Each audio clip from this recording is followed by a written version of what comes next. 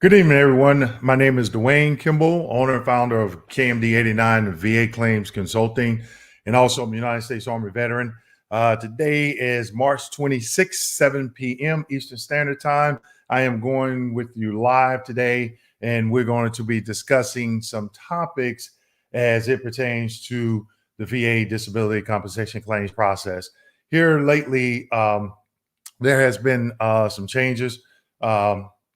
In the VA, in a couple VA diagnostic code regulations in the VA rating schedule that I think that a lot of people don't know. I did a couple of videos on them this year, actually in the last couple of weeks, but we'll talk about them this evening, and also I'm going to be taking some questions as I always do.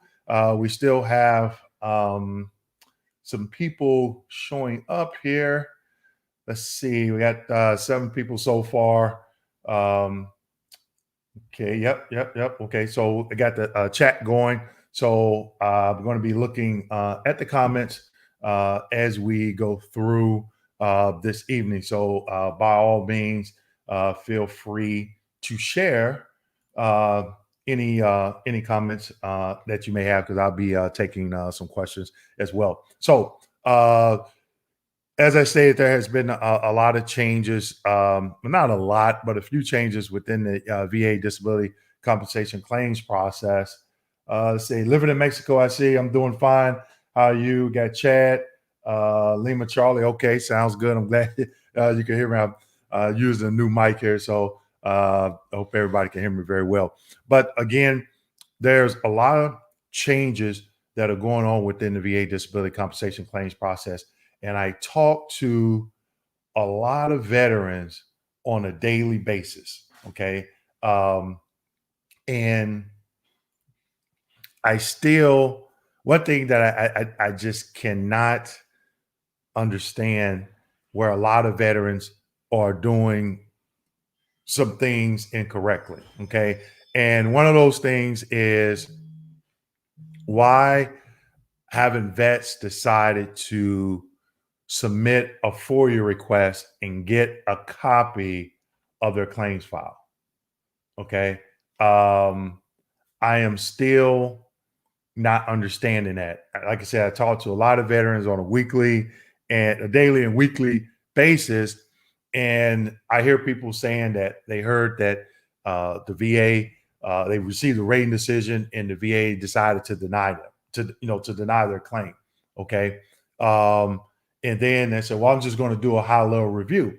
And I'm like, well, that leads me into my next question. I ask them, well, have you obtained a copy, or received or submitted a FOIA request to obtain to get a copy of your claims file? And they say no. And I'm like, I don't understand how anybody can win a high level review without having that information. In my previous videos, I did state that I had a copy of my claims file when I went in to do my appeal, back when it was called appeals, but it's called high level review now. And I had to literally sit down and think about, if I didn't have that information, would I have won my appeal? And the answer is probably not, meaning 85% probably not. Here's why. Without having evidence to show that I should have been given an early effective date, I should have been given a certain percentage, or even service connection for something, without having any evidence, I wouldn't have won that. I just don't see a way. Now, I'm not saying that if you don't, I'm not saying you can't win your high level review or your appeal if you don't have it. Only thing I'm saying, I don't see how you can be successful without having it. Okay. So again, and a lot, if you look at, you click that show more button, it's show more.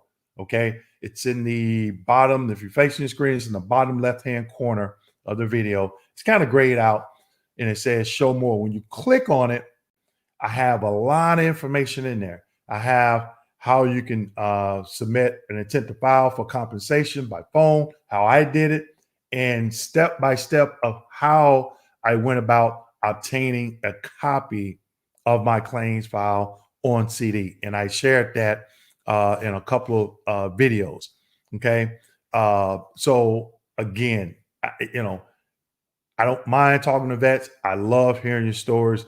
But again, without a copy of that claims file, I think you're running into a lot of frustration because you're not looking at what the VA is looking at. Okay. All right. So I got some other topics I'm going to talk about.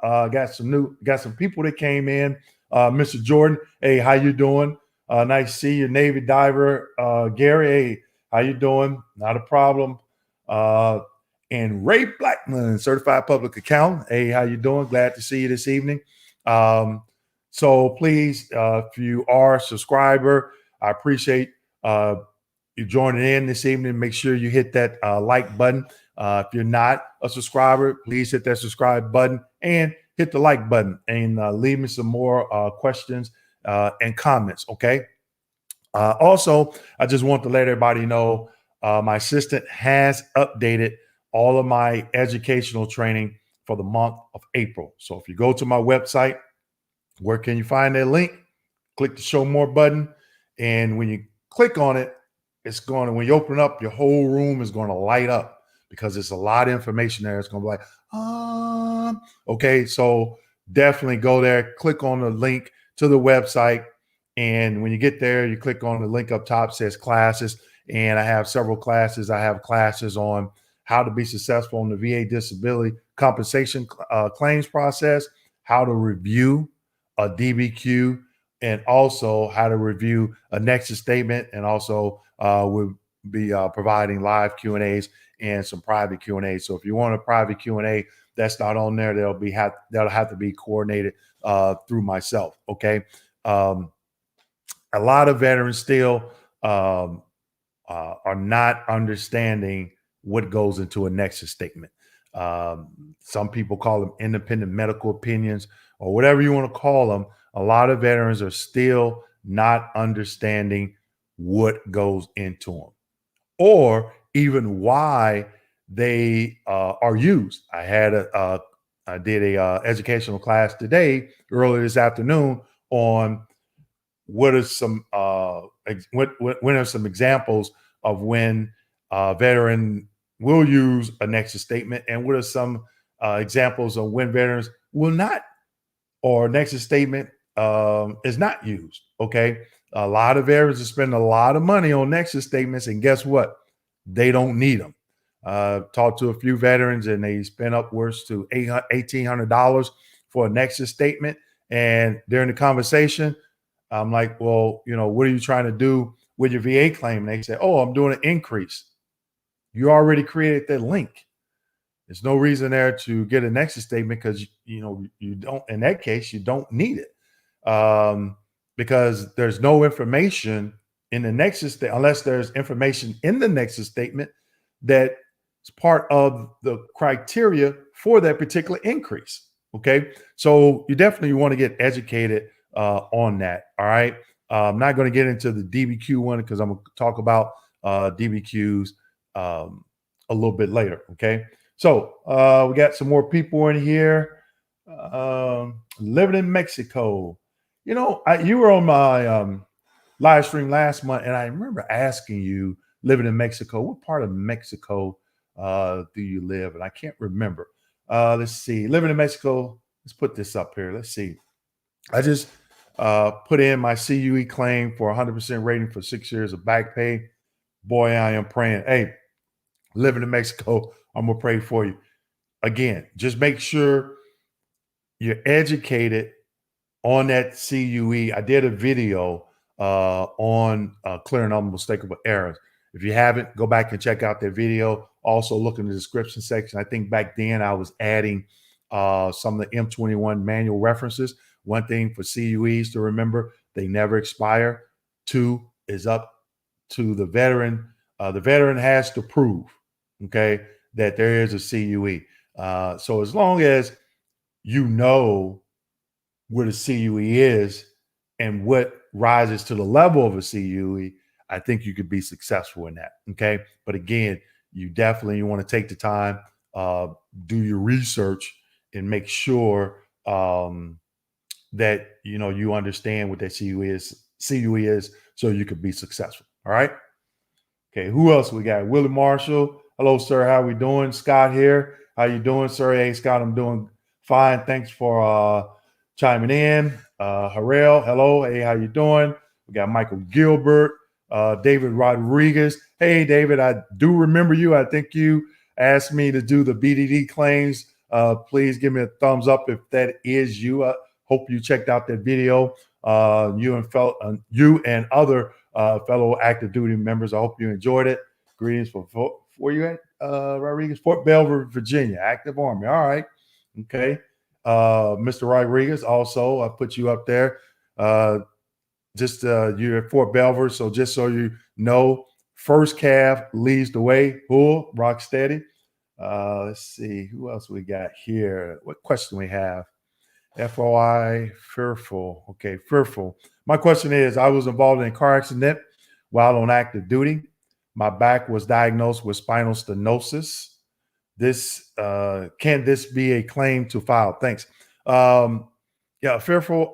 Sure. And I did a video. It was actually my second video after my welcome video.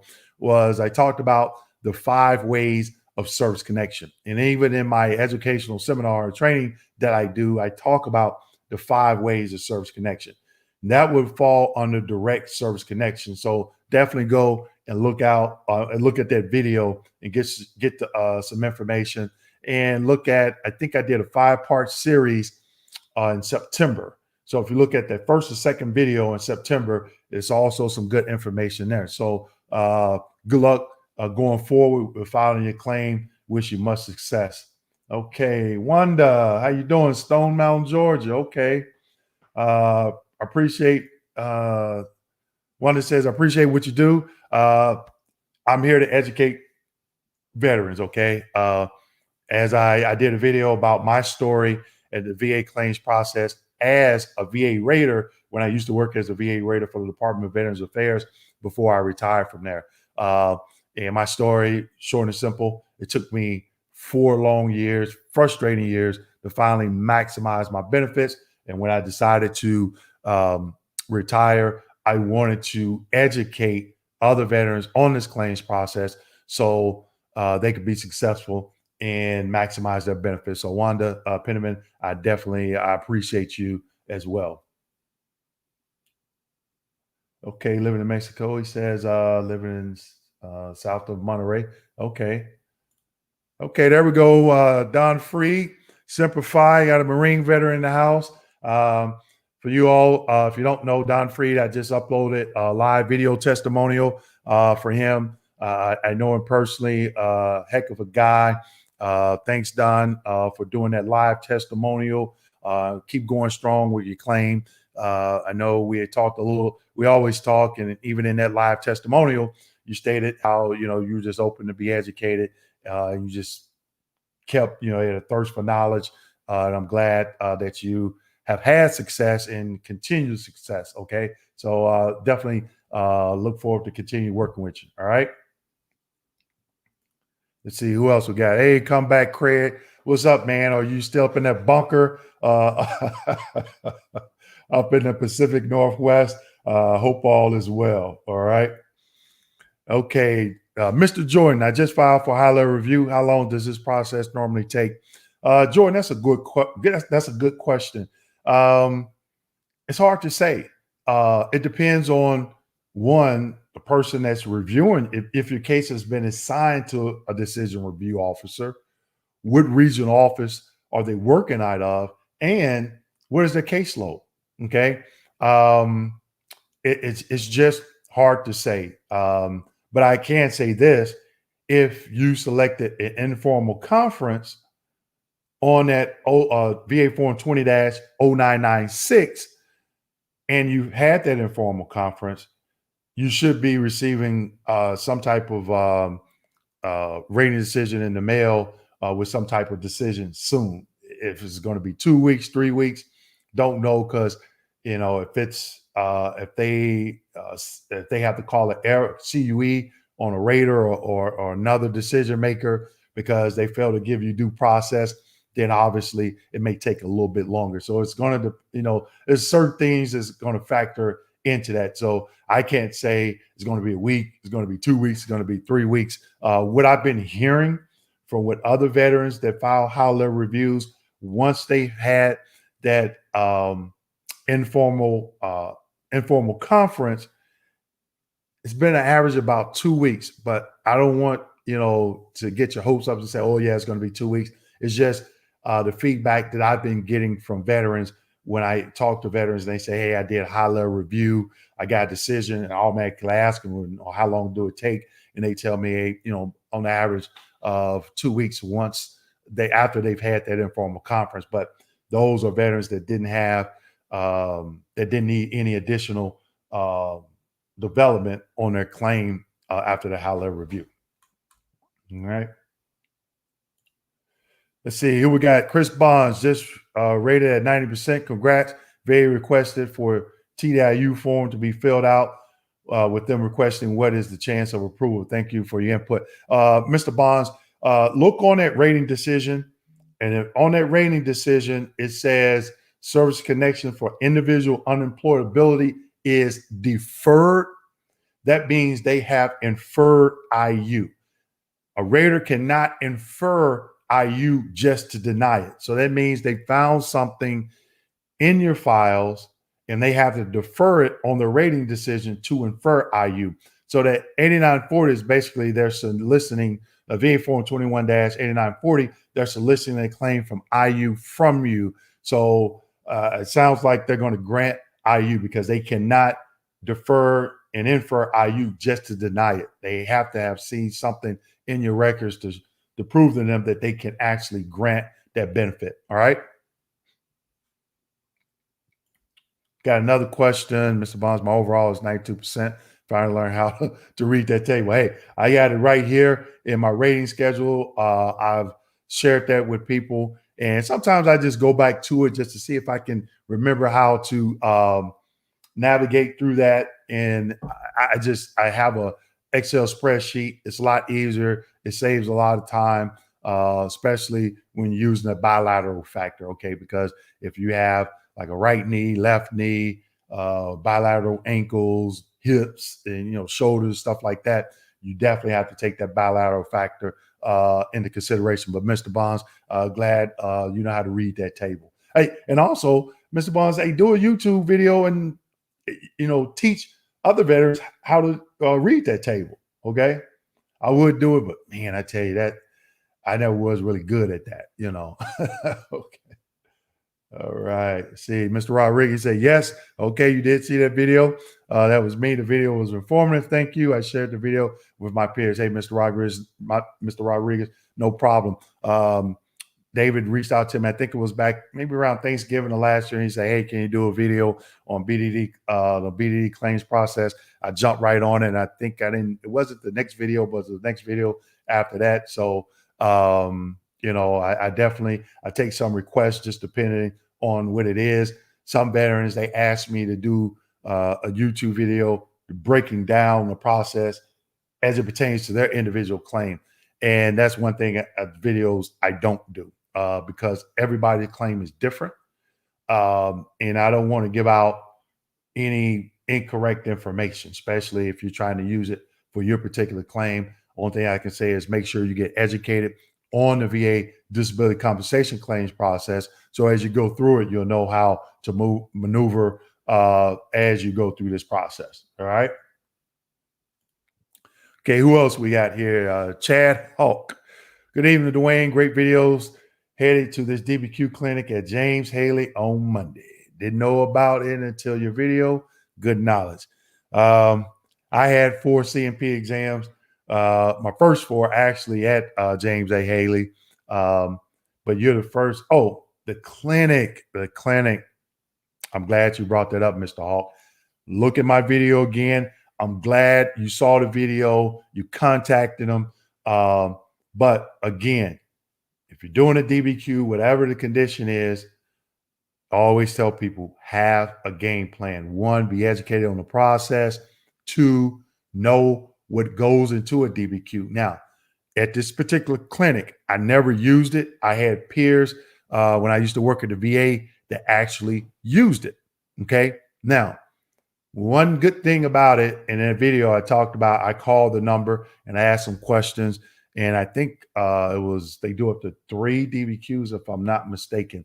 But whatever you're getting that DBQ for, understand why you're getting a DBQ, first of all, whether it be direct, secondary, increase, or whatever. And I don't know if that clinic, Chad, if that clinic actually does medical opinion. So again, watch that video, because I did have some questions myself that the individual that was on the phone could not answer. But with that being said, whatever you're claiming, what is the rating scheduler criteria for that particular condition? Okay. So if you're going in for a back condition, especially an increase, and you're at 10% for a back, what is the range of motion criteria for flexion for the 20% and 30%? And then also go to the VA's website, or when you the range of motion diagrams. If you go to the rating scheduler on the 38 CFR part 4, I think it's 4 point. I don't know the one for the back, 4 point something. But anyway, when you click on it, you start scrolling, especially when you see all the diagnostic codes, you get to the spine, somewhere in there, it'll have 3 diagrams. And one of those diagrams shows you how they measure the range of motion for the neck and the back. So you got forward flexion, right lateral rotation, and et cetera, et cetera, et cetera. So whatever it is, Chad, make sure you familiarize yourself with the rating scheduler for the condition you're claiming. That way you know exactly where you fall and how they may test for it and the criteria. Okay. So good luck with that. And I'm glad I was able to provide that information for you. Okay. All right. So we got Wallace Smith. What's up, Dwayne? I'm a retired Navy vet from Statesboro, Georgia. I'm 100% TDIU, and I wanted to know if I qualify for SMCS. Good question, Mr. Smith. SMCS is housebound, and there's 2 ways that you can be service connected for the housebound. Okay, 1, being housebound. All right. 2, the second way is hold on, I'm sorry. The second way is having one disability at 100% and having other disabilities total 60% or higher. Now, also keep in mind, if you are granted individual unemployability, let's just say you for PTSD, and it's at 70%, and you have other disabilities that total 60% or higher, but you're at 90, you're not at the overall 100. Okay. That 70% for IU is considered 100% for SMCS purposes. Okay. It's kind of tricky, but whatever you're service connected for granted TDIU for example, PTSD is 70%. And let's just say you had sleep apnea, migraines at 50 and the back at 20. That's average up to 60%. Then they could take that PTSD, even though it's at 70, for IU, you're getting paid at the 100. Okay. So those other conditions total 60% or more, and you can get granted SMCS that way. All right. So I hope that answers your question, Mr. Wallace. Okay, Wanda says, I do have a question. Why, when you get a new percentage, they reduce one you already have? Wanda, go back and look at the video I did about protection rule. I talked about the 5-year rule. If you had a percentage for a particular condition and it was in effect less than 5 years, and you're going for an exam and it shows improvement and it changes your overall, they're going to do a proposal to reduce. If it's been in effect more than 5 years, they need 2 exams to do a proposal to reduce. Once you hit that 20-year mark for that particular percentage for that condition, then it's protected unless they go back and they see that there's fraud.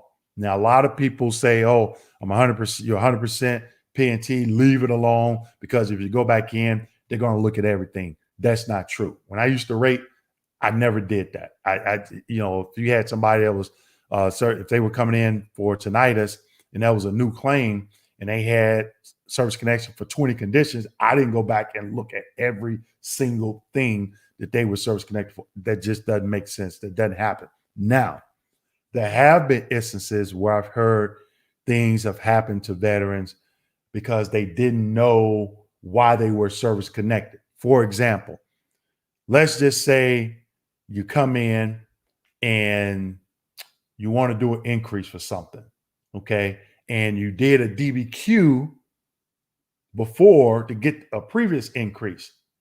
And that DBQ before March 1st, 2021 was done by video and through a private physician, okay? If they just so happen to see that, that could raise a red flag, okay? It could. It's going to depend on the current regulations and references and stuff, because up until March 21st, 2021, DBQs could not be filled out by video by a private physician. Okay, so that could cause a problem. But if you are going in, let's say you're service connected for the right knee at 20%, and that's been in effect less than 5 years, and then you come in for the left knee secondary to the right knee, by law, by the VA law, they have to measure that other knee, even though you're not coming in for the right knee, even though you're not coming in for increase or anything like that, because it's bilateral. They have to measure both ranges of motion. So again, you have to be educated. You have to know that. So when you go in there, one, you have to know it, and then two, you have to figure out, okay, I'm claiming left knee secondary to my right knee. How do they measure that range of motion? I'm at 20%. What is the requirement for 20%? My range of motion still fall in that? So it just depends on what you're trying to do, the different scenarios that I gave you. But again, you always want to be educated on your claim. So if you are 100% or P&T and whatever, and you come in, you did things the right way, and if they happen to see something, they can't touch it because you did it the right way. Okay. When I'm 100% permanent total, I filed a couple of claims for increases. I was not nervous at them looking at anything because I know I did everything on the up and up to begin with, and they weren't going to look at anything else other than what I was asking the increase for, because it wasn't anything under that was bilateral, like right knee, left knee, right knee, or a shoulder or elbow or whatever. Okay. Take one more question, and then I'm gonna get back to some topics here. In state work comp claims, even 1% contribution is enough. Is it enough to prove VA claim if the CP examiner says the in-service incident contributed only 1% to the current diagnosis of disability? I'd never seen that before. Not familiar how the workman's comp claim falls under what you're trying to do. Again, look at it as the 5 ways of service connection. Does it fall under that? Because obviously, if you got hurt on work, on the workman's comp after you got out, but you were treated in service for that condition, that may or may not help. I don't know, but go back and check out the 5 ways of service connection. Okay. Let's see. Michael Gilbert, just diagnosed with severe sleep apnea. Can I connect this secondary to depression? I did a video about sleep apnea. Check it out. You can claim it. You can claim anything secondary, but a CMP exam is going to have to be done, and the doctor will have to make a decision, provide a medical opinion with a rationale if your severe sleep apnea is secondary to your depression. I've seen some veterans claim sleep apnea secondary to, let's say, PTSD and be successful. And other ones, I've seen them claim sleep apnea secondary to PTSD that were not successful. So all you can do is try it. You have the first criteria of you have to have a diagnosis of sleep apnea that is confirmed by a sleep study. Okay. All right. So just looking at some questions here, guys, to make sure that I don't get off track here. Okay. All right. So I am going to, let's see here. I'm going to go back to comments. I'm trying to get ahead of myself. I had, okay, there we go. I like that little ticker that runs down the bottom. I figured that out. Okay. So the next topic, I talked about the classes done on my website for you, for everyone that didn't come in right at 7:00. I have classes listed on my website, how to be successful on the VA disability compensation claims process, live Q&As, private Q&As. Those will have to be scheduled through me, depending on your schedule and mine, how to read a DBQ, and what goes into a nexus statement. Again, those nexus statements are critical, but if you don't know what goes into one or how it looks, then you could be in a lot of trouble. In that particular educational seminar that I give for that, I actually share the template that I used to help me be successful. Okay. So not only are we talking about what goes into it, I share a blank template of mine and one to complete it. And then I share a couple examples of direct service connection medical opinion with a rationale. A lot of veterans don't know what a rationale is, and another secondary medical opinion with a rationale. Okay. So it's definitely something I think that will be helpful for a lot of veterans, because what I see in that, a lot of veterans are missing what evidence was reviewed and the rationale. Okay. So I share what those look like in that training. So go to my website and check it out. Okay.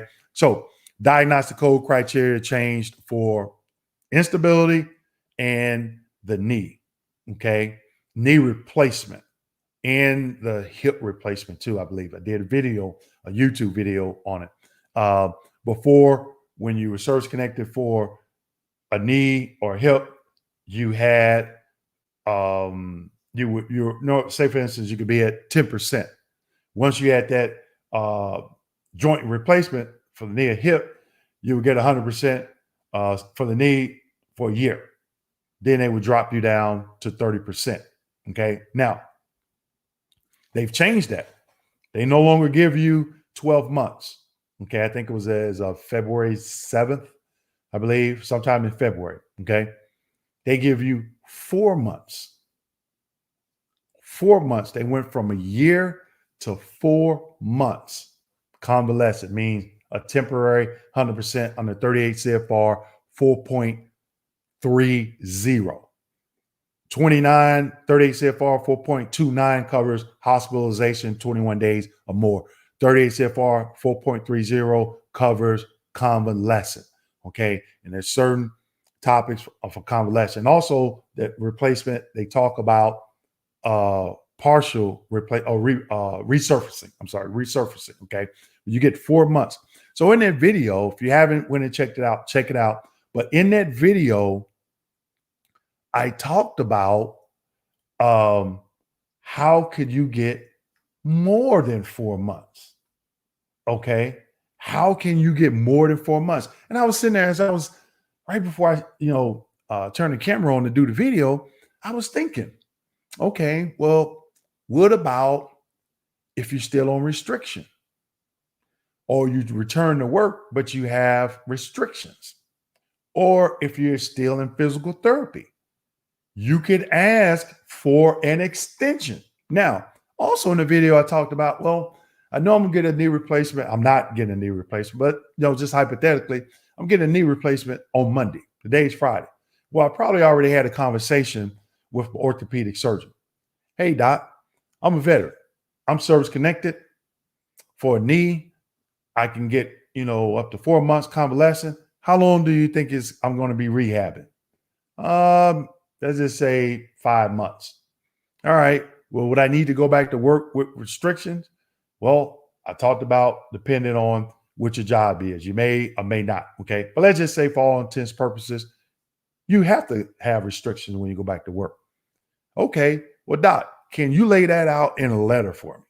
You know, how long am I going to be in, you know, rehab or physical therapy, and when I can go back to work, and if I have to go back to work with restrictions. And also some companies, when I used to work for one company on the south side of Chicago, the employees had to go through HR, and the doctor had to fill out certain paperwork because they were coming back with restrictions. So as a supervisor, I had to make sure I didn't put them in a situation where they were working where they could get re-injured or something like that. Okay. So if you have that paperwork, I'm pretty sure that would be enough for you to present to the VA and say, hey, I should be granted an extension. Okay. So if you go into the rating schedule and you look under, I think for the knee is diagnostic code 5055. If somebody don't mind going looking and tell me that, let me know. My memory is not as good as it used to be. But for knee replacement for the knee, I think it's diagnostic code 5055. Go check it out. Let me know. But in there, it'll have the different criteria or give you some additional information.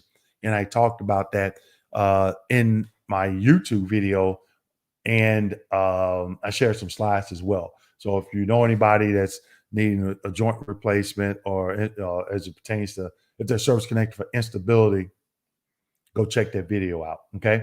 All right. So before I get to my next topic, let me take some more questions.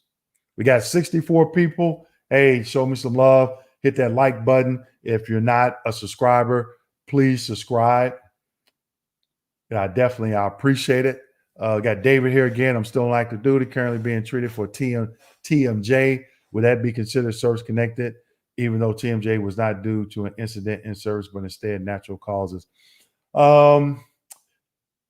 If you got treatment for it, that's a tricky one, David. It's just going to depend. You're going to have to explain that to the examiner. But the good thing is you're still on active duty. So if you seek more treatment for it and you do that BDD claim before you come off active duty, you hit that 180-day mark, then you can file your claim and hopefully you get a rating decision before then. If for some reason they deny it because it is just due to natural causes, then you know that, hey, I'm not going to get it. But at least that way you've identified it, you can get additional treatment, and you can file a claim before before you leave active duty. Mr. Jordan says, okay, thank you. Hey, not a problem. Mr. Jordan, I think you're in my VA disability, my Facebook VA disability service connection veteran group too, if I'm not mistaken. Okay. Jay Zundo has a VA stop accepting fax for a supplemental claim. I noticed on my decision letter mailed this week, it no longer gives that as an option. I'm not understanding that. Has the VA stopped accepting faxes? I don't think so, because it goes to Janesville, Wisconsin, the intake center. So I noticed on my decision letter mail this week, it no longer gives that as an option. So I'm not quite understanding that, Zondo. I do apologize. See who else we got.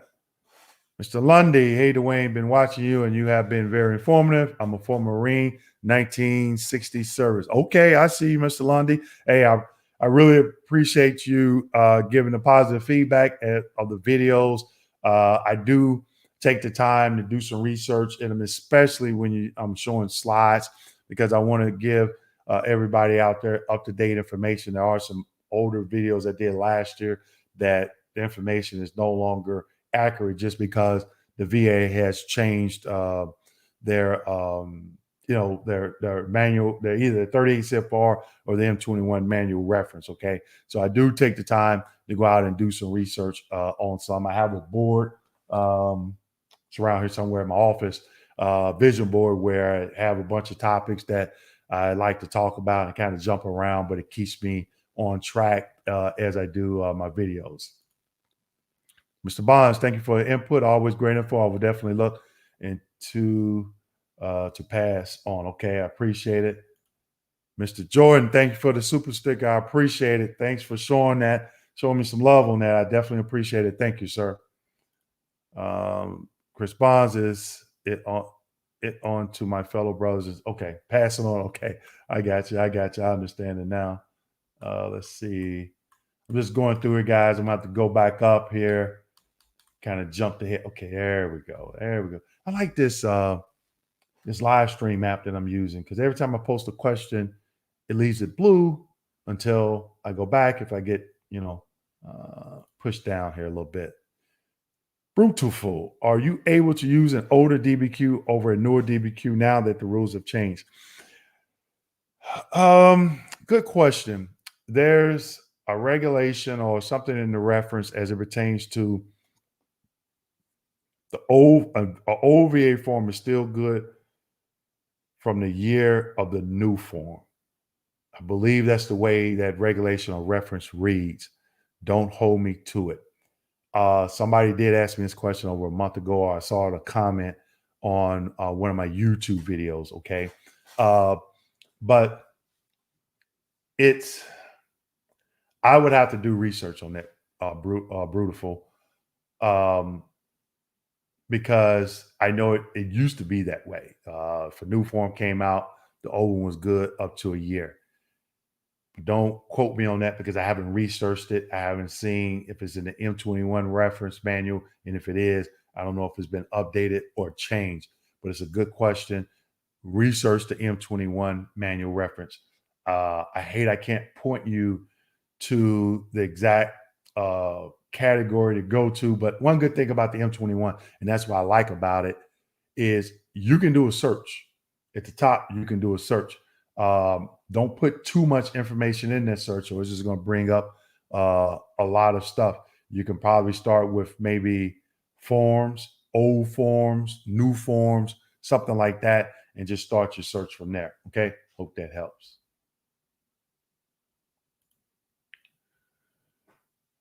Mr. Free say to Jay Zondo, double check with a quick phone call to confirm their receipt. I also upload a VA benefits website just to be thorough. I also noticed it wasn't included with my submitted docs after fax. Hey, thanks for that update, Don. And I always tell veterans, if you're faxing something in, what I did with my last two claims, I faxed it and then I mailed it. Okay. That way, it got there. I know it was going to get there. And then I followed up with a phone call like a week later. Hey, I faxed it. I mailed it. Did you get it? Okay. There are two different fax numbers. You got one for pension, then you got one for compensation. Okay. So if you look at the VA form 21-526EZ, and I believe it's either on page 6 or 7, it'll give you the mail and fax information. And also, if you go to the VA's website and go on the compensation, how you filed a claim, it'll say, how do you apply and where you send it. It'll have the same information there as well. Okay. Living in Mexico, I have a bilateral lumbar stenosis. I fell on my lower back on a steel edge on my ship. That will be my next claim for loss of use after my CUE claim. I'm at 100% permanent total in aid and attendance. Now, aid and attendance is what? Living in Mexico, SMC, what? Can anybody tell me? I'm not going to say it. Somebody put in a comment. What is aid and attendance? SMC, what? Okay. All right, there go Little Rock. Little Rock, go mob. See that back there, Little Rock? All right, I got you, Frat. Hey, thanks for looking out. Appreciate all your support in my veterans Facebook veterans group. All the likes and the shares you do on the videos I upload and the posts. I definitely appreciate you looking out for me. Go mob, the Blue 5. All right. Who else we got? Chad Hall. Thanks, man. Good stuff. Hey, I appreciate it, Chad. Not a problem. Chris Bonds, also in a high-level review, received a duty to assist error. That's exactly what I was talking about. Is that a benefit to me? QTC is doing a medical record review this weekend. Hope this rabbit hole will be over. LOL, HLR are not the business. Duty to assist error. That means is they fail to do the proper development. depending on what it is. Okay. If they're having QTC to do a review, maybe the doctor, the examiner, if you had an exam, failed to do something and the rater gave you a rating without some type of clarification. It's hard to say, but you know, because unless you see exactly what they requested QTC to look for, then you won't know what they're asking them to look for to see, if it could possibly go in your favor or not. But if it could it go in your favor, yeah, there is a chance. But is there a 5% chance, 95% chance? Who knows? Because you never know what that person send that addendum request on that 2507 medical request, addendum request back to QTC what they're looking for. All right. Okay. So I'm gonna pause right here, everyone, and going to get back to another topic. Okay. Um, this topic I'm going to cover, did a video on it, and its DBQs are back as of March 1st, 2021.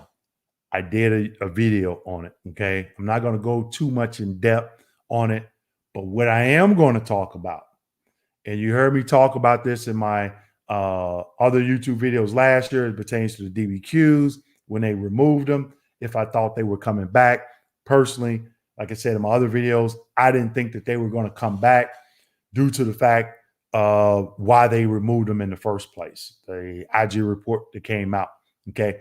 But I also stated that a lot of veterans were getting these completed and did not know if the information on that form was correct. One of the classes, educational seminars that I have is how to review a DBQ. Okay. If you're spending your money on anything, if you're going out having some work done in your home, you want to make sure whatever you're paying for, it's the work is done right. Okay.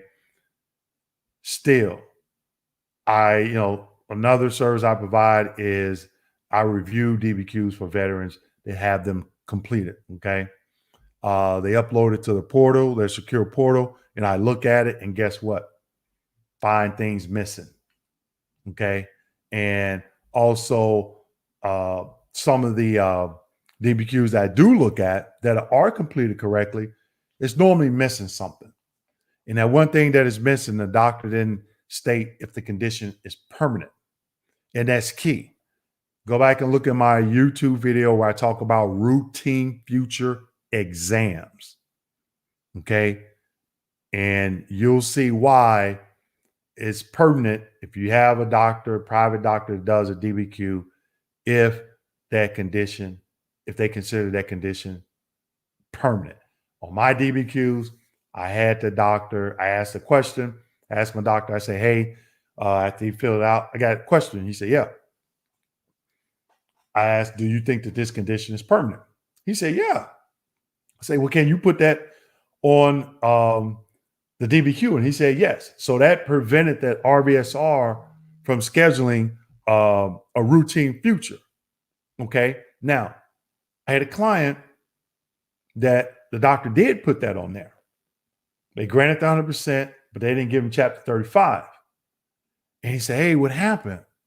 And I knew it. I was like, I guarantee the rater did not see that the doctor put on the DBQ that the condition was permanent. Actually, the doctor put it in 3 different places and they still missed it. Okay. So I showed the client that video as it pertains to the CUE. Okay. Because that was an error.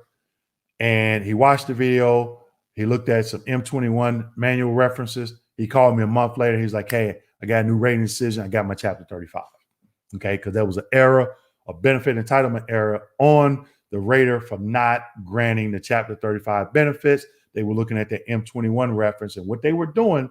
And I stated in this particular video, routine futures, a lot of raters think that just because the veteran is not 55 and they are granted 100%, that they cannot be granted chapter 35. That is, they have to schedule a routine future exam. That's not the way the M21 reads, okay? What it states is when not to schedule a routine future exam. And one of those bullet comments is, and I shared this slide in that video, one of the bullet comments is if the veteran is 55 or older, do not schedule an exam. It doesn't state, they take that as if the veteran is not 55, schedule routine future. That's not the way the reference reads. It reads if the veteran is 55 or older, do not schedule routine future exam.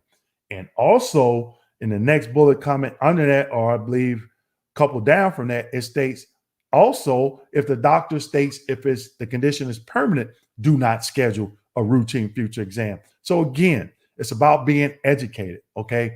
Getting into that manual, reading it, understanding it as it pertains to not only understanding what you're doing with your claim, but how the VA claims process can impact what you're doing. It's about being educated, okay? Stop being frustrated, get educated. Ain't that right, Mr. Blackman?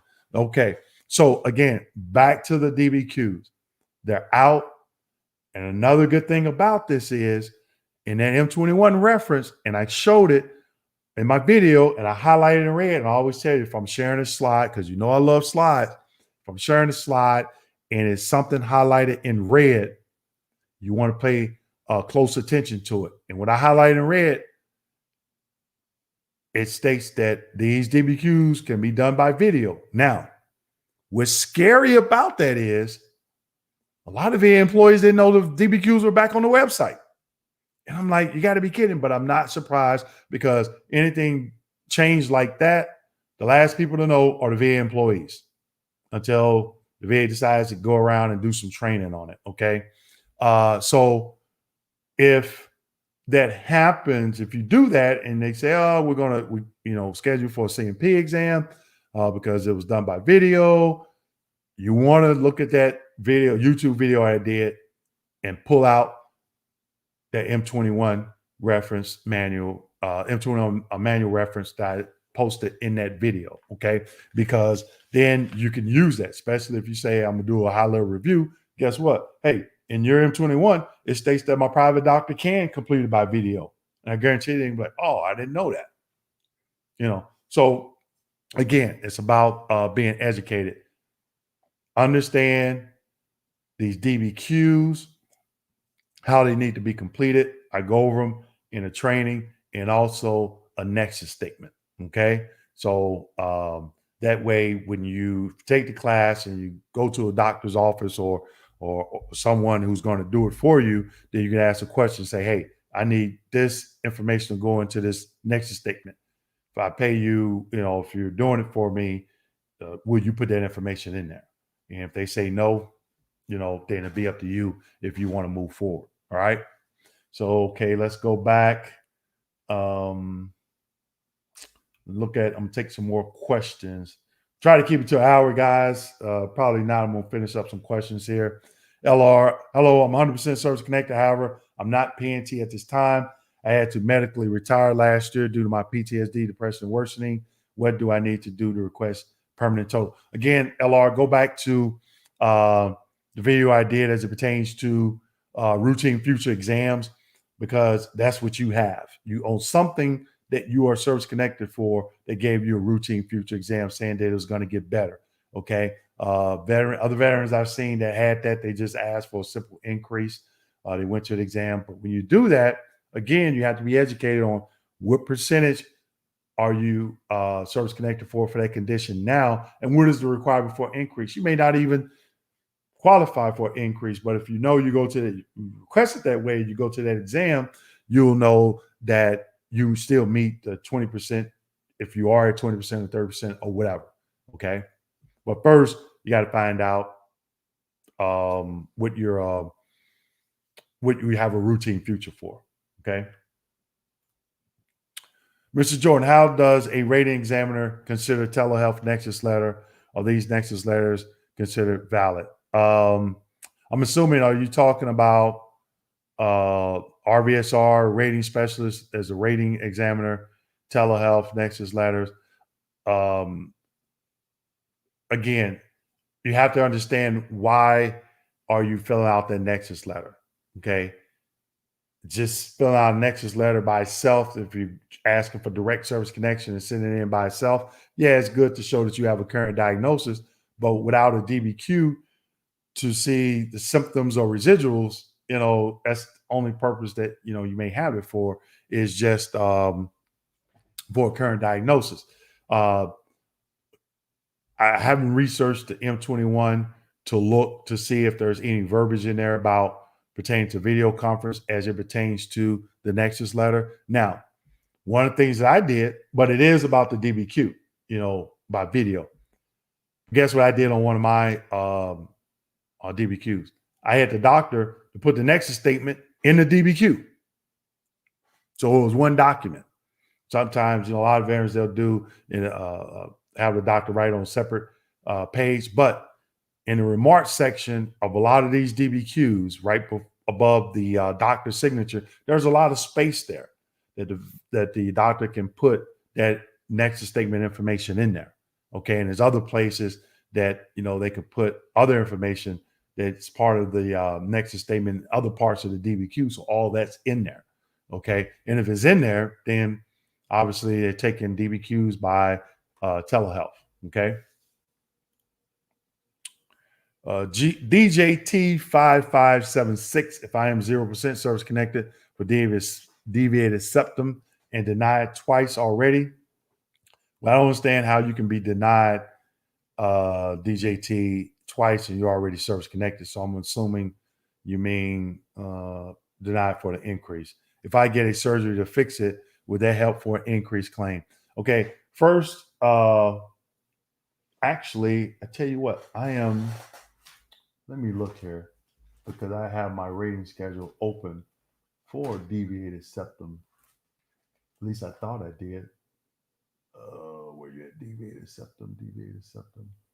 I guess I don't. Oh, okay.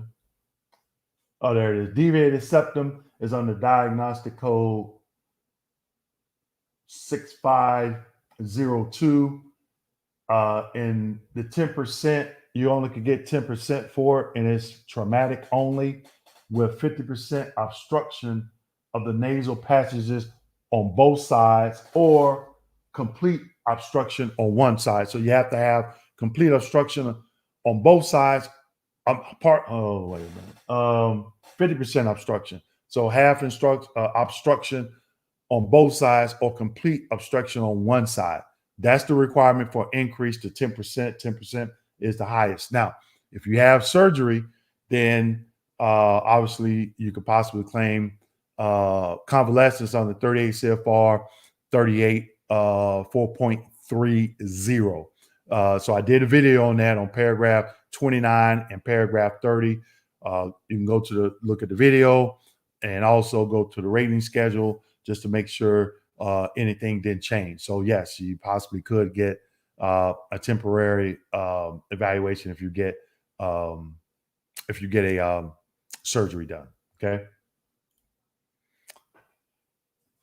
Paratrooper girl, Charlie Yankee, November Delta, India Alpha. Okay. Did you get that email? Send me the incorrect information. I did follow up with the email though.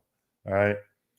See who we got. Hot Soup 1969. You know your craft. I'm 100%. This is Leader Palmer, Mr. Palmer.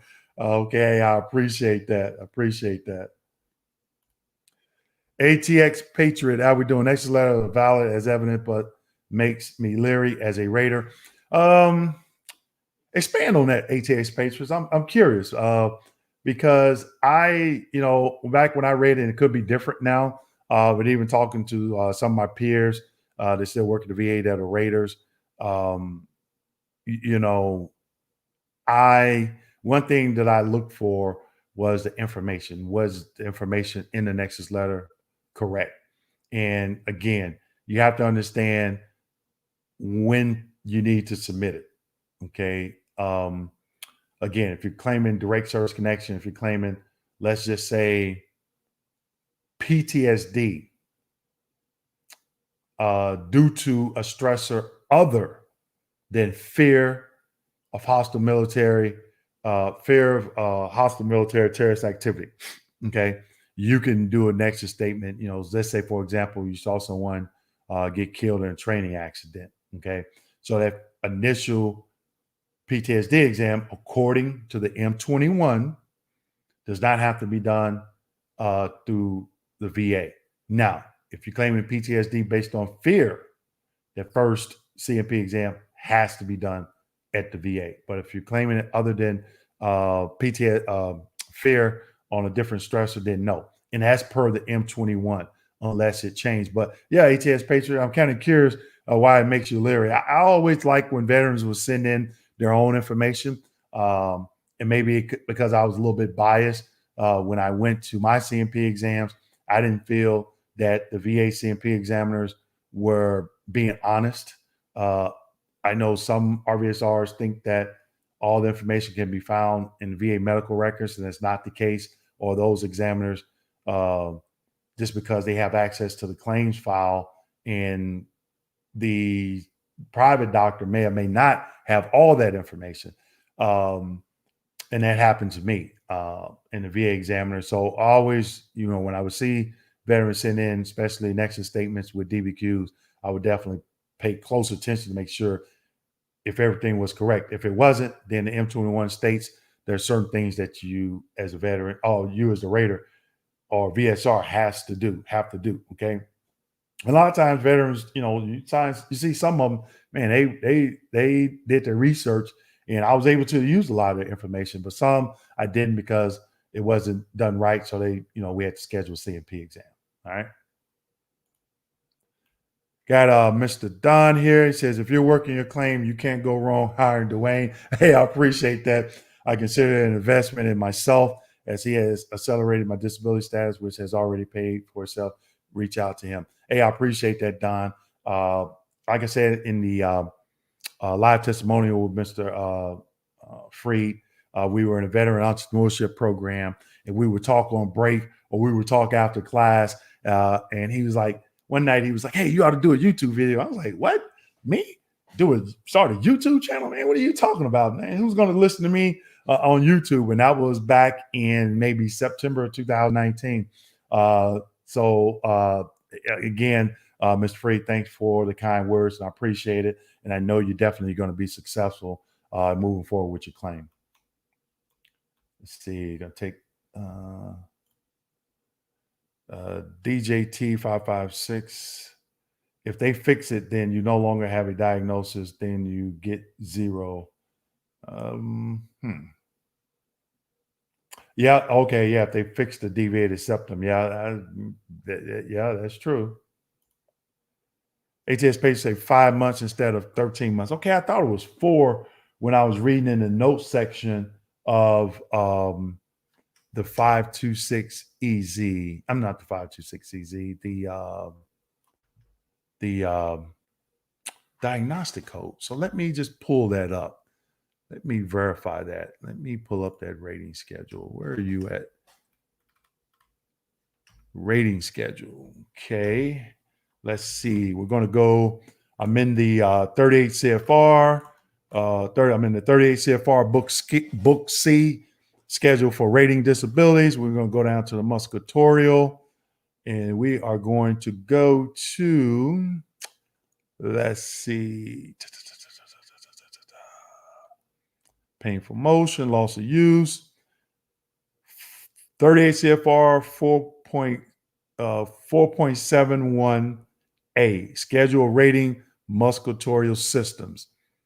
Okay, the Word document is coming up. We're going to open this file, and we're going to go to diagnostic code 5055, because I could have swore it was 4 months, but thank you, HS Patriot. And I like this because it keeps me sharp, keeps me on my toes, And while that's coming up, we're going to get to some other question. Ray Blackman, certified public accountant. Okay, I know you're busy this time of year. ATX, why do Nexus letters make you leery as a rater? Good question. And ATX patient says availability of records. The pay for play doctor has to give that Nexus opinion. And another thing I wanted to talk about, there was a question on the DBQ that's asked the private examiner, are you the treating physician? And I was kind of like, I got to thinking, I'm like, well, why? Whoever came up with that top section, they got to be biased, okay? Because if you go to QTC, LHI, VES service, or a VA CMP office, they're not treating physicians. They are not your treating physician. So why are you going to ask that question? So what? I'm like, okay, it has to be a person that's being biased. I don't know if that's for them to have particular raters to use that against the vet or what. I don't know. Okay, I didn't do additional research in the M21 as it for it, but I saw that and it kind of caught me as surprise. So, it says availability of records. The pay for play doctor has to give that nexus opinion. For me, the three doctors that gave my nexus opinion actually were actually my treating physicians. But when I was a rater, I didn't look at if the physician treated the veteran, because think about this: if you go to James A. Haley here in Tampa, and I did a video about it at the clinic, DBQ clinic, and that doctor does a DBQ. That's not your treating physician. Only thing they have access to is your VA records at a VA medical facility. What if they don't have a copy of your private treatment records, but you take them with you? Okay. And then you turn around and you file a claim. Let's just say you go to DBQ clinic for increase and they do an increased DBQ, and you bring in some private medical records that's not in your electronic claim folder at on the VA in VBA, Veteran Benefit Administration, right? And you come in for increase, and they see that DBQ because it's put in your VA progress notes, and they schedule you for an exam anyway. But the DBQ is actionable and sufficient for rating purposes. And they say, well, that doctor didn't look at your claims folder. Well, what if those private medical records are not in your claim folder? You go to that exam, that third-party CMP contractor, QTC, LHI, or VA service, they don't have access to that private medical evidence that you submitted. So who should hold more weight? That examiner or the examiner that looked at the private medical evidence? I would think it's the doctor that looked at the private medical evidence.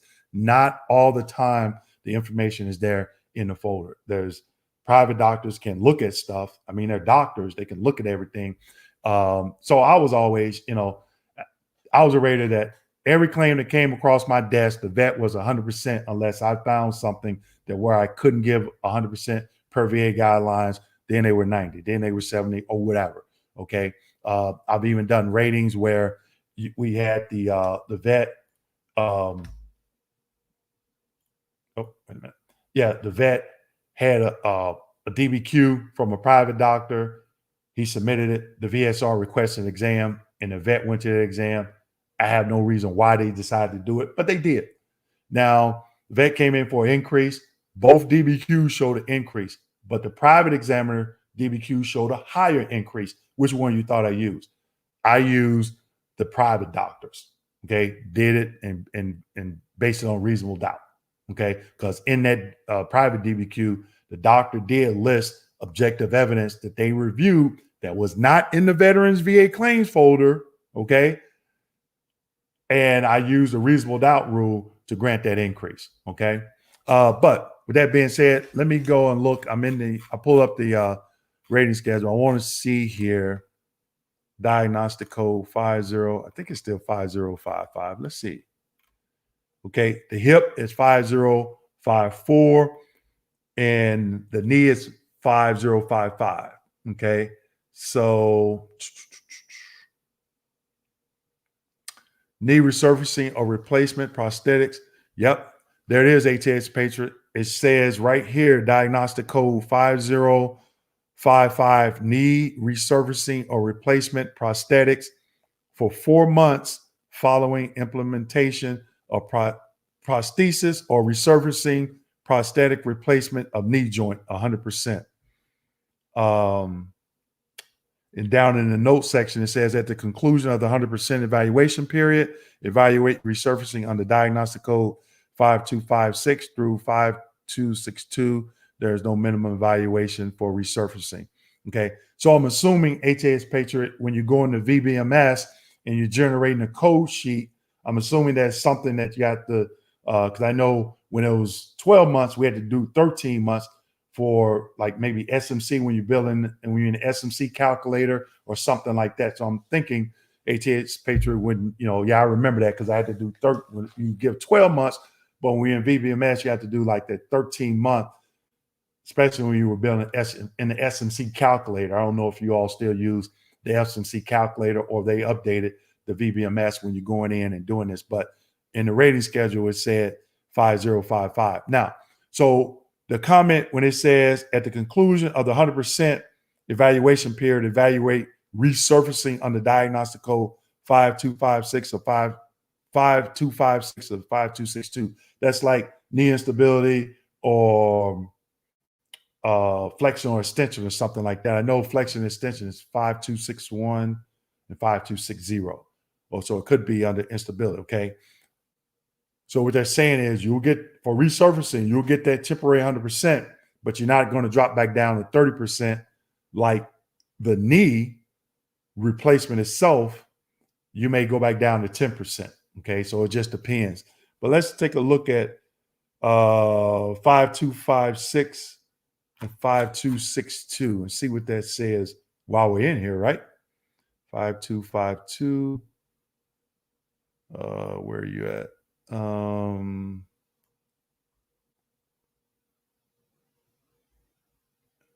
And also, like I said, when I talked about the diagrams, I'm looking at the diagram. So when you go to 38 CFR 4.71 subpart A rating schedule, as you go through, you'll see the diagram for how they measure range of motion. When you pull up this Word document, I don't know which pages it's on, but it's under 38 CFR 4.71 subpart A-21, page 21. That's how they measure the range of motion. Okay. So let's get to the knee 5256. So 5256 is knee